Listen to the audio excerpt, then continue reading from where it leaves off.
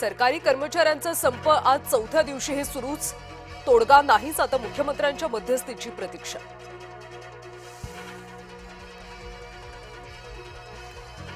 दुष्काळात 13वा महिना. खत टंचाईच्या काळातच आता माफदा विक्रेत्यांचा सोमवारपासून बेमुदत संपाचा इशारा.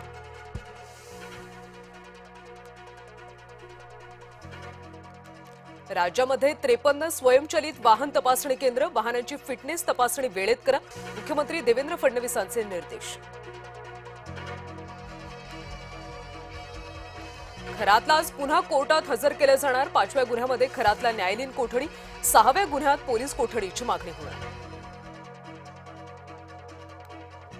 नाशिक टीसीएस धर्मांतर प्रकरण. संशयित आरोपींना न्यायालयात हजर करणार. 4थ्या गुन्ह्यात पोलीस कोठडीची मागणी करणार.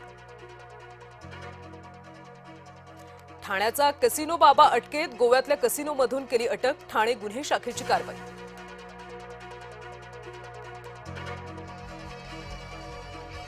हिदायत पटेल हत्याकांड प्रकरण. संशयित आरोपी राजू बोचे अटकेत. नागपूरच्या रवी भवनातून केलं अटक. ई-केवायसी नसल्यास शिक्षकांना आता वेतन नाही. शिक्षण विभागाचा इशारा.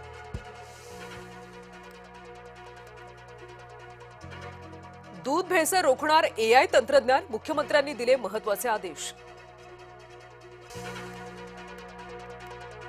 वसमत शहरात अतिक्रमण हटाव मोहिमेला सुरुवात. नगर परिषद प्रशासनाची कारवाई. कारंजा चौक ते महावीर चौक दरम्यान कारवाई. नाशकात तापमानाचा पारा 39.9 अंशांवर. आतापर्यंतच्या उच्चांकी तापमानाची नोंद. कर्नाटकमध्ये गुणपत्रिकेतून मराठी गायब. कन्नडिगांच्या आगळिका विरोधात मराठी बांधवांकडून तीव्र संताप. महिलांना नमाजासाठी मशिदीत प्रवेश बंदी नाही. मुस्लिम पर्सनल लॉ बोर्डाचे सर्वोच्च न्यायालयात निवेदन.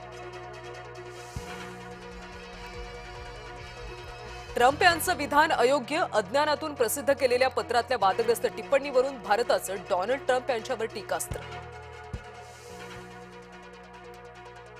थेट उडवून द्या. होर्मुझबाबत डोनाल्ड ट्रम्प यांचे आदेश. अमेरिकन नौदलाला निर्वाणीचे निर्देश. चेन्नईच्या दमदार कामगिरीमुळे मुंबईला धोबीपछाड. चेन्नईचा मुंबईवर 103 धावांनी दणदणीत विजय. आज बंगळुरू समोर गुजरातचं आव्हान. घरच्या मैदानावर दमदार कामगिरीसाठी बंगळुरू सज्ज. मास्टर ब्लास्टरचा आज वाढदिवस. सचिनचं वयाच्या 54व्या वर्षात पदार्पण. देशभरातल्या क्रिकेट चाहत्यांकडून सचिनवर शुभेच्छांचा वर्षाव.